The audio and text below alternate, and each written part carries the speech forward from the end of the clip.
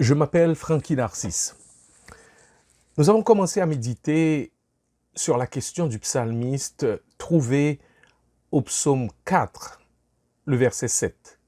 Qui nous fera voir le bonheur? Nous avons observé et constaté que la recherche du bonheur est une aspiration humaine universelle. Ce que l'humain cherche est en fait une expérience qui a déjà été vécue dans la genèse de l'humanité et qui est comme inscrite dans son univers mental et émotionnel. Il convient donc de se poser maintenant la question, pourquoi avons-nous perdu le bonheur? Pourquoi avons-nous perdu le bonheur? Romains 3, verset 23 nous dit ceci, « Tous ont péché et sont privés de la gloire de Dieu. » Romains 3, 23. Notez bien, tous, oui tous les humains étant privés de la gloire de Dieu, souffrent de cette rupture relationnelle avec lui, souffrent d'une privation de cet état de félicité qui était le sous-produit naturel de cette relation avec Dieu. Notez qu'à la question « Qui nous fera voir le bonheur ?», nous avons la réponse dans la question même du psalmiste. Il s'est demandé « Qui nous fera voir le bonheur ?» Les humains posent la question différemment. Ils se disent « Qu'est-ce qui nous fera voir le bonheur ?» Pour eux, ce n'est pas un « qui », mais un « quoi ». Et toutes les choses créées par lesquelles les humains cherchent à trouver le bonheur n'ont fait que les décevoir, les frustrer, les laisser avec le vide lancinant qu'ils ont en eux et qu'aucune chose n'arrive à combler. Dans les témoignages entendus récemment lors d'un service de baptême, plusieurs baptisés ont parlé d'un vide qu'ils avaient en eux. Vide qu'ils n'arrivaient pas toujours à bien définir, à bien identifier, encore moins à combler. Ce vide est dû à la chute de nos premiers parents. Il est en fait, disons plutôt, il est fait de plusieurs manques fondamentaux. Parce que nous sommes des êtres créés par Dieu et à cause de la chute, il y a une relation brisée avec le Créateur qui doit être restaurée. Il y a une identité perdue qui doit être retrouvée. Il y a un sens de la vie ignoré qui doit être découvert. Il y a une conscience souillée qui doit être purifiée. Il y a un déjà qui doit être expérimenté et un pas encore qui doit être anticipé.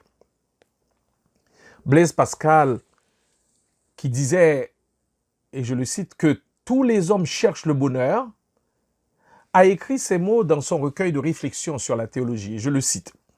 Que proclame ce désir et cette impuissance? Sinon qu'il y a eu une fois en chaque personne un vrai bonheur dont il ne reste plus que l'empreinte vide et la trace.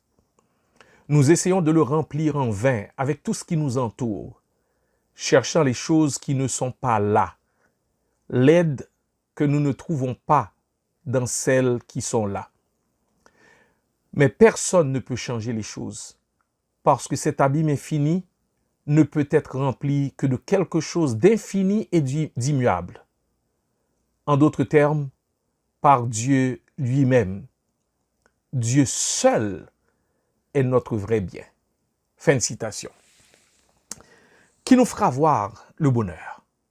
Qui nous fera jouir de ce bonheur qui est déjà offert dans le présent, tout en attendant ce qui n'est pas encore donné dans sa plénitude? Qui nous fera voir le bonheur? Oui, c'est là la question. Qui nous fera voir le bonheur? Et non, qu'est-ce qui nous fera voir le bonheur est la vraie question à laquelle il nous faut répondre. Nous avons vu ce que l'homme a perdu en étant chassé du paradis.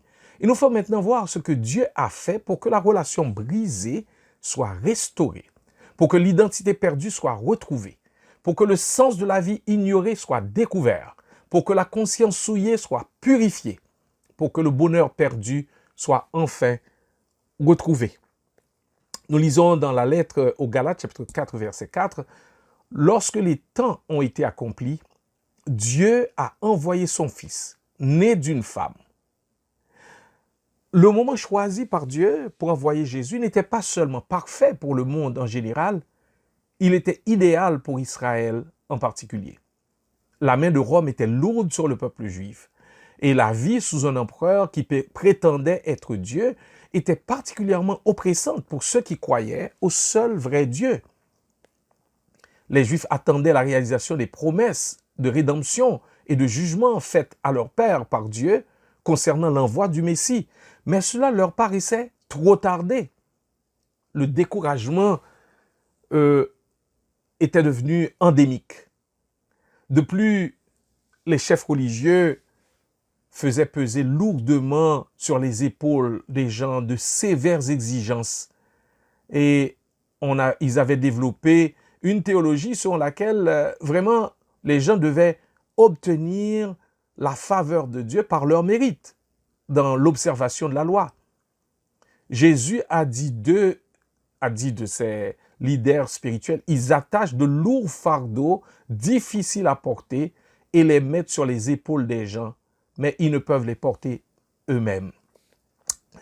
Alors, le juif moyen était tout aussi accablé par les exigences sévères que lui imposaient les chefs religieux, que n'importe qui d'autre parmi les païens était accablé. Beaucoup de pharisiens étaient obsédés par la loi et mettaient l'accent sur le mérite humain plutôt que sur la grâce de Dieu.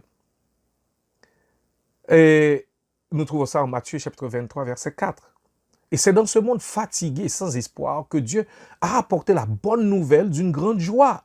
Selon Luc 2, verset 10, le Dieu de la sainteté et du bonheur est venu sur terre pour nous délivrer du péché éternel et de la misère.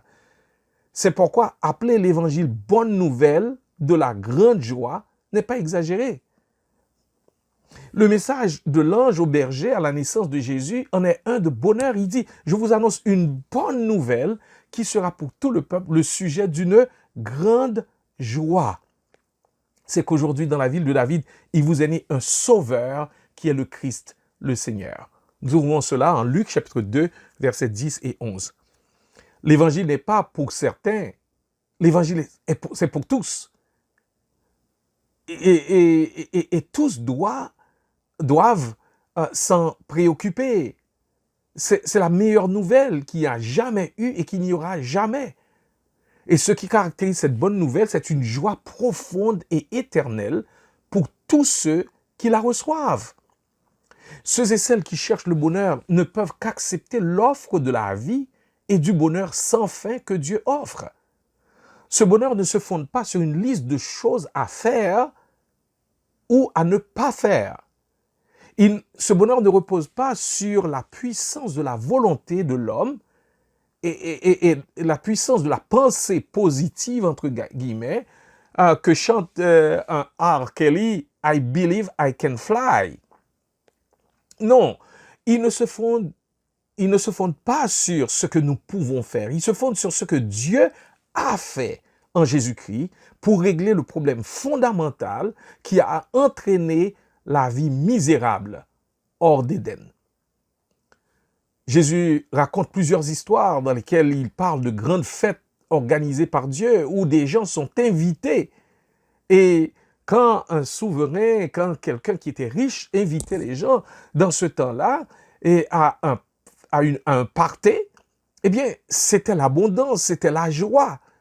Et ceux qui refusaient cette invitation, eh bien, se privaient de quelque chose d'extraordinaire.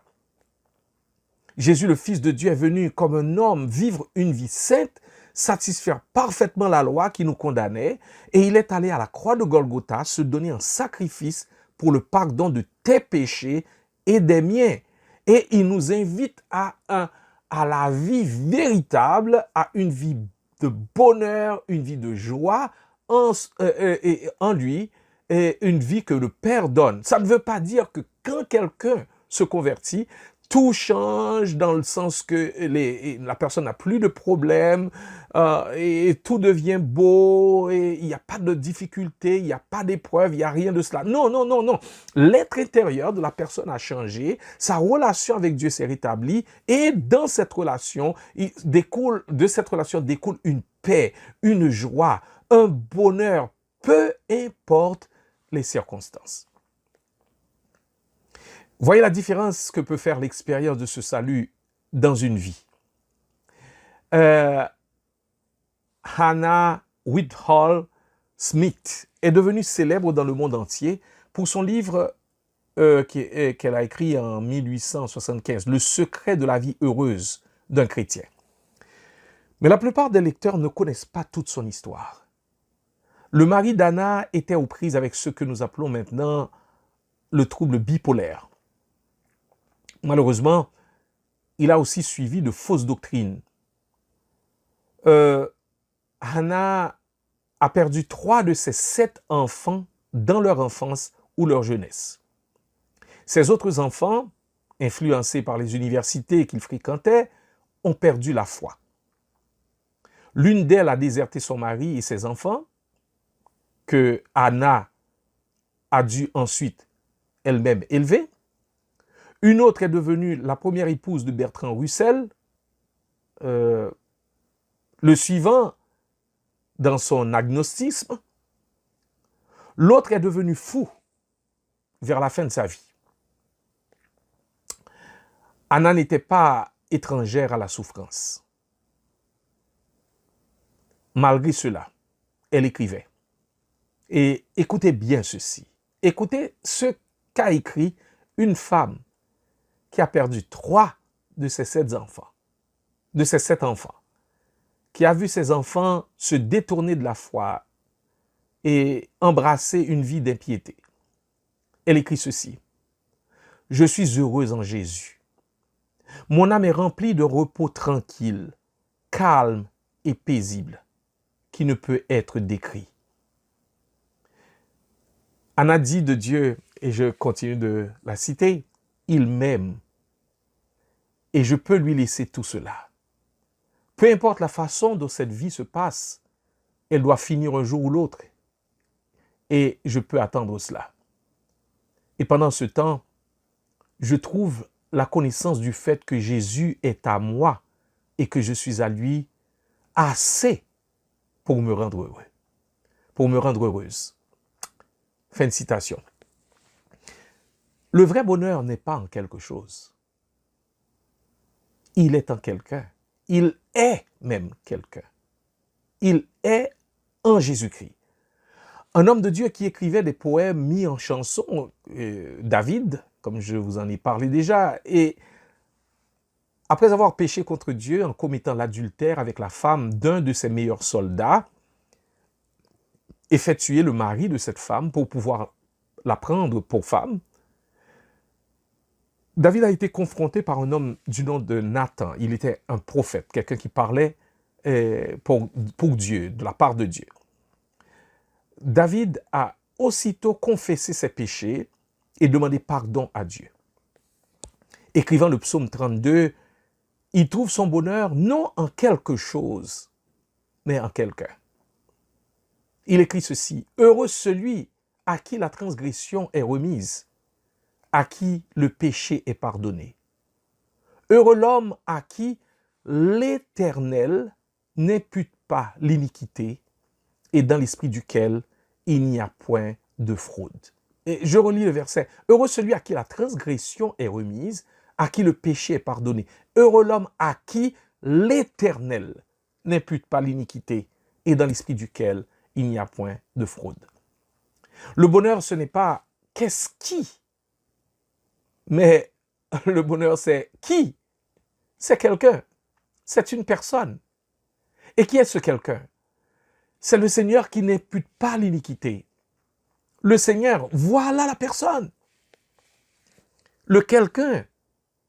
Cela veut dire que le bonheur n'est pas dans ce que nous allons faire pour Dieu, mais dans ce qu'il est et dans ce qu'il a fait pour nous. Êtes-vous heureux? Êtes-vous heureuse? Non? Eh bien, un évangéliste du nom de Fernand Legrand a dit quelque chose que je veux souligner à votre attention pour terminer cette réflexion biblique. Je le citerai parce que je ne saurais mieux énoncer ces si belles vérités. Je le cite.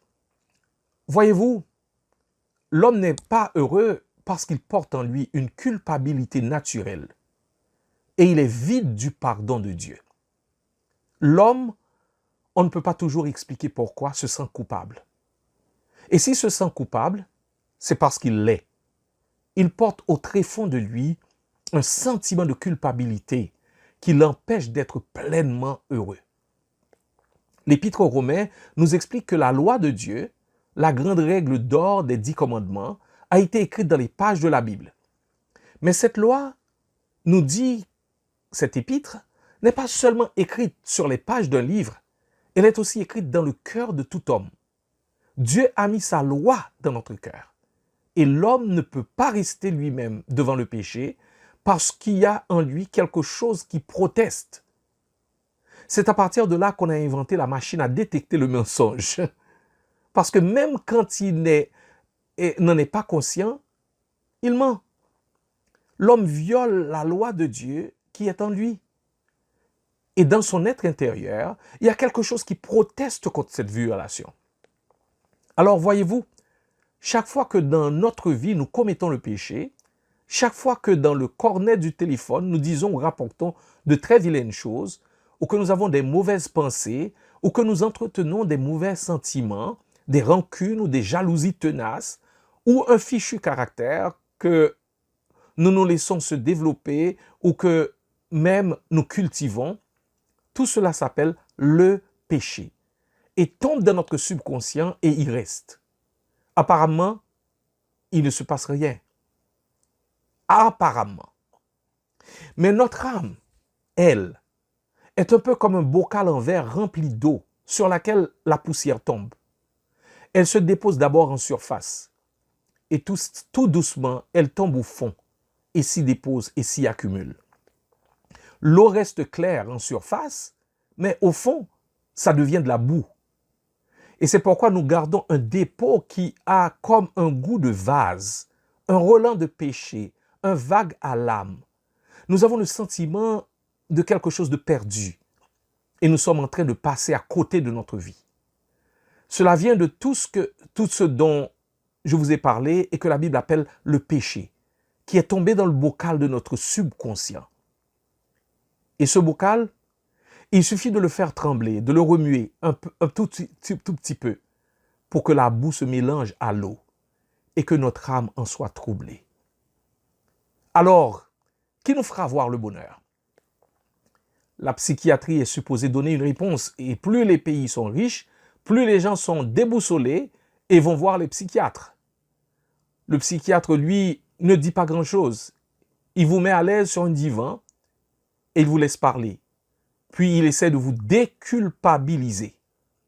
Mais non, vous n'êtes pas coupable. Il va prendre le contre-pied de la Bible et il va vous dire que le péché n'existe pas. Fin de citation. Vous me pardonnerez cette longue citation, mais je ne saurais dire mieux ce que Fernand Legrand a si bien expliqué. Pourtant, en vous, il y a quelque chose qui semble protester. Quelque chose qui dit oui, vous êtes coupable. Alors, qui vous fera voir le bonheur? La réponse à la question est tout entière contenue dans qui? Ce qui, c'est Jésus-Christ. Ce qui, c'est Jésus-Christ. Comment obtenir ce bonheur qui est en Jésus-Christ? Alors, que faut-il faire? Eh bien, la Bible parle essentiellement de deux choses. D'abord, la repentance envers Dieu. Puisque la conscience est troublée, puisque notre conscience nous accuse, eh bien, il faut la repentance. Il faut reconnaître, avouer et confesser que la cause de ce mal d'être, de cette vague à l'âme, de ce sentiment de vide, la Bible l'appelle le péché. Son essence, c'est que vous avez fait un gouvernement de vous, par vous et pour vous. Vous vous êtes rebellés contre votre Créateur. Et c'est là que j'étais aussi. Ce que Dieu vous dit, c'est que vous devez faire volte-face. Vous devez faire demi-tour. La Bible appelle cela repentance. Un changement de pensée, un changement de vision, un changement de mentalité, un changement de direction. Jésus et tous les apôtres ont parlé de la repentance et ont appelé les gens à la repentance. C'est le premier mot de Dieu. Nous lui avons tourné le dos.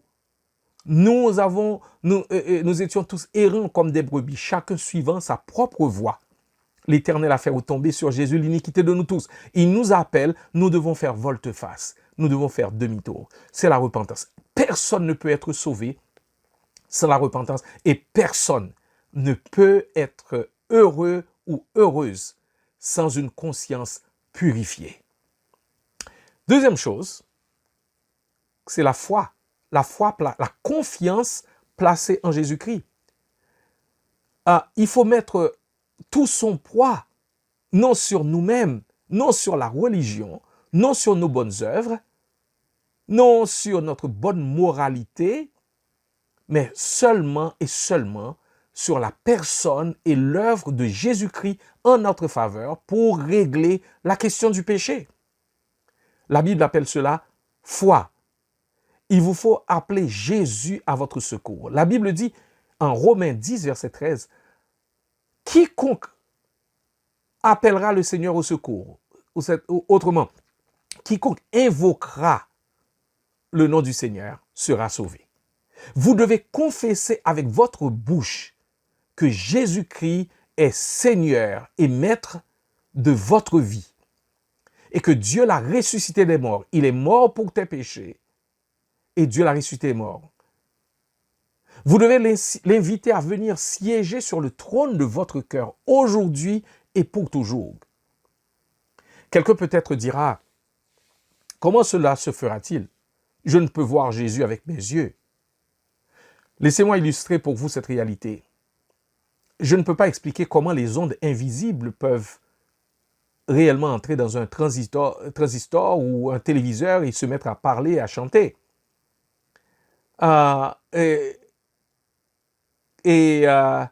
Quelqu'un a bien expliqué cela. Il dit, je suis incapable de vous dire comment ça se passe, mais je sais que c'est vrai. Si des ondes peuvent faire cela, Jésus-Christ, le Fils de Dieu, peut, par le Saint-Esprit, entrer dans votre vie et prendre possession de votre cœur, de votre vie, aussi sûrement que les ondes existent et prennent possession de postes de radio ou de téléviseurs. Jésus veut devenir le Seigneur et le Sauveur de votre vie.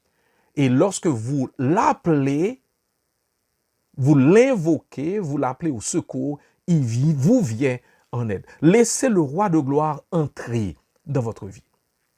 Il vient avec ses provisions de vie éternelle, de paix, d'amour, de joie, de bénédiction sans nombre, de plénitude et d'assurance. Il vient avec tout ce qui nous manque, tout ce que l'argent, les plaisirs charnels, la popularité, la belle apparence, les amis, le travail et la carrière, l'éducation, le mariage, les enfants, les changements successifs, la réalisation de grands projets. Oui, tout ce que cela n'a pas pu vous donner, Jésus vous le donne. Jésus vous l'offre. Il vous donne cette plénitude que les choses ne peuvent pas vous donner. Encore que ce n'est que le commencement, parce que tout bonheur ici-bas n'est que passager, temporaire, teinté de moments de souffrance, de persécution, de privation, d'affliction. Mais avec Jésus, nous pouvons expérimenter un déjà maintenant, tout en attendant un pas encore qui est à venir. Le bonheur éternel attend tous ceux qui ont reçu Jésus pour Sauveur et Seigneur. L'érudit puritain Thomas Brooks a ainsi commenté le psaume 144, verset 15. Et je le cite, « Tout le bonheur et la bénédiction du peuple de Dieu consistent en ceci, que Dieu est leur Dieu et qu'il est leur part et qu'ils sont son héritage. Rien ne peut rendre cet homme vraiment malheureux, cet homme qui a Dieu pour sa part. Rien ne peut rendre cet homme vraiment heureux qui manque de Dieu pour sa part. Dieu est l'auteur de tout le vrai bonheur. Dieu est le donateur de tout le vrai bonheur. Dieu est le soutien de tout le vrai bonheur. Dieu est le centre de tout le vrai bonheur et de toute bénédiction. Par conséquent, celui qui l'a pour Dieu, celui qui l'a pour sa part, est le seul homme heureux dans le monde. Fin de citation. Je pense que je peux m'arrêter ici. Inclinons-nous dans la prière, car je ne peux convaincre votre cœur. L'Esprit Saint seulement peut le faire. J'ai exposé la parole de Dieu. La parole de Dieu fait l'œuvre de Dieu. Et je crois que Dieu est capable de prendre cette parole par son Esprit Saint pour vous amener à la conviction que c'est la vérité et que vous devez non pas chercher quelque chose pour être heureux, mais vous devez vous tourner vers celui en qui Dieu a fait l'œuvre pour régler la question du péché. Et une fois cette question réglée, eh bien, le bonheur est l'expérience que vous allez expérimenter. Inclinons-nous dans la prière. Père Céleste, il y a en ce moment des hommes et des femmes qui ont cherché le bonheur de mille et une manières et qui sont restés déçus, frustrés, désespérés et amers. Il y a des gens qui ne croient pas que tu te préoccupes vraiment de leur légitime désir d'être heureux et qui en veulent à toi, qui en veulent à des gens autour d'eux, de leur avoir ravi ce qu'ils appellent leur chance d'être heureux. Il y a en ce moment des hommes et des femmes qui ont cherché le bonheur à la mauvaise place, mais qui sont quand même en train d'écouter ce message, parce que tu as voulu parler à leur cœur pour leur donner ta perspective à toi. Que par l'œuvre et l'influence bénie de ton esprit, tu donnes une réelle conviction de péché à ceux dont tu as remué ce matin le bocal, juste pour qu'ils puissent non pas cacher la boue qui est au fond, mais laisser Jésus vider le bocal et le remplir de ce qui est pur, saint, propre. Merci pour Jésus-Christ et ce qu'il a fait à la croix en donnant sa vie pour nous réconcilier avec toi. Nous te remettons ce matin notre conscience souillée par le péché. Lave-la, purifie-la. Nous te remettons ce matin le sentiment que notre vie n'a aucun sens. Acceptant ce matin, aujourd'hui, la révélation que tu nous as créée pour te glorifier et trouver notre plaisir en toi. Nous te remettons ce matin, en ce moment, la confusion sur notre identité, acceptant celle que tu nous offres, celle de devenir par la foi ton enfant par adoption en Jésus-Christ, une nouvelle créature. Nous te remettons en ce moment notre cœur rebelle. Change-le. Donne-nous un cœur nouveau. Nous te remettons en ce moment notre tendance à faire dépendre notre bonheur des circonstances. Apprends-nous à laisser notre joie et notre bonheur émerger de ce cœur nouveau dans lequel tu fais couler les fleuves d'eau dont Jésus nous a parlé. Sauve-nous, ô Jésus, par l'œuvre que tu as accomplie pour notre réconciliation avec le Père, de sorte que nous expérimentions non seulement la vie éternelle, mais aussi le bonheur éternel. Accorde la vie nouvelle à l'instant même par le pouvoir de ton esprit.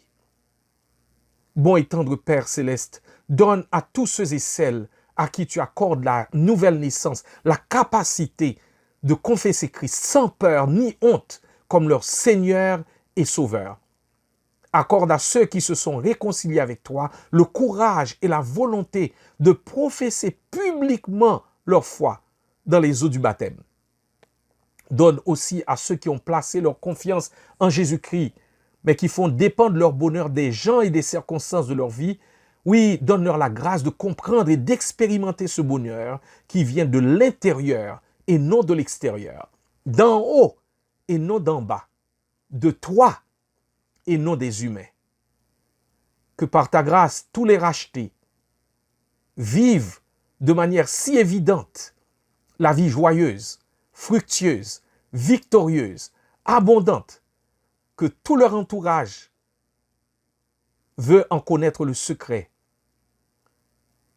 et venir à trouver en Jésus, ton Fils bien-aimé, la joie de la réconciliation avec toi, la joie du pardon, de la vie éternelle et du bonheur, maintenant imparfaitement et dans le ciel parfaitement pour l'éternité. Daigne exaucer notre prière par Jésus-Christ ton Fils, au nom de qui nous te prions. Amen. Que Dieu bénisse sa bonne parole dans votre cœur aujourd'hui. Oh, pardonnez-moi, je mélange, vous, tu, pas de problème. Tu as compris? C'est ça l'essentiel. Et je ferai l'effort de ne pas tout mélanger, vous et tu. Mais ne vous laissez pas arrêter par les arêtes. Mangez le poisson. Quand vous mangez du poisson, il y a des arêtes. Mais vous mettez à côté les arêtes et vous continuez à manger votre poisson. Alors, mange le poisson. Tourne-toi vers Jésus. Et c'est ça l'essentiel. Ton bonheur dépend de lui. Alors, je te souhaite une bonne journée. Je te souhaite une bonne journée. Et si tu acceptes l'offre que Jésus t'offre et que Jésus te présente, eh bien, peut-être que ce sera l'une des plus belles journées de ta vie. Le début d'une nouvelle vie pour laquelle je pourrais me réjouir avec toi. Eh bien, si tu veux m'écrire, tu peux le faire pour me parler de ce qui s'est passé dans ta vie. Mon adresse courriel, c'est FNARCISSE, le chiffre 1, @gmail.com. Que le Seigneur vous bénisse. Bonne journée.